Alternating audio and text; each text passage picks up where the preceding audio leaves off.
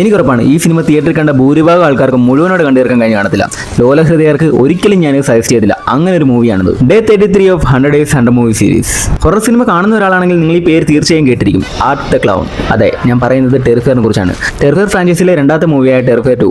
ടെറിഫയർ 1-ൽ art the clown മരിച്ചതിന് ശേഷം ഒരു ദുരൂഹ ശക്തിയിലൂടെ തിരിച്ചെത്തുന്നതായിട്ടാണ് ടെറിഫയർ 2-ൽ കാണിക്കുന്നത്. അതിനുശേഷം ഒരു ഹലോവിൻ നൈറ്റിൽ സിയാന എന്നൊരു ക്യാരക്ടറും അവരുടെ സഹോദരനെയും വേട്ടയാടാൻ തുടങ്ങിയാണ്.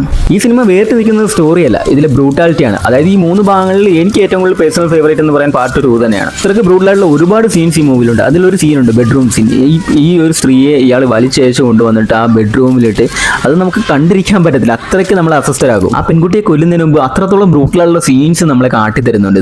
ഇതൊരു സാധാരണ ഒരു സ്ലാഷർ വയലൻസ് മൂവി അല്ല. ഞാൻ ടെറിഫയർ ഫ്രാഞ്ചൈസിലെ 3 ഭാഗങ്ങളും കണ്ടിട്ടുണ്ട്. നിങ്ങൾ കണ്ടിട്ടുണ്ടെങ്കിൽ നിങ്ങളുടെ അഭിപ്രായം താഴെ കമന്റ് ചെയ്യൂ. ടെറിഫയർ ഫ്രാഞ്ചൈസിലെ 3 മൂവീസും നമ്മുടെ ടെലിഗ്രാം ചാനലിൽ ലഭ്യമാണ്. നിങ്ങൾ ലിങ്ക് വേണമെങ്കിൽ താഴെ ലിങ്ക് കമന്റ് ചെയ്യൂ, ഞാൻ DM ചെയ്ത് തരാം. വേണ്ടവർക്ക് എൻ്റെ ബയോയിൽ കൂടെ ചെക്ക് ചെയ്യാവുന്നതാണ്. അപ്പം നാളെ കാണാം. ബൈ.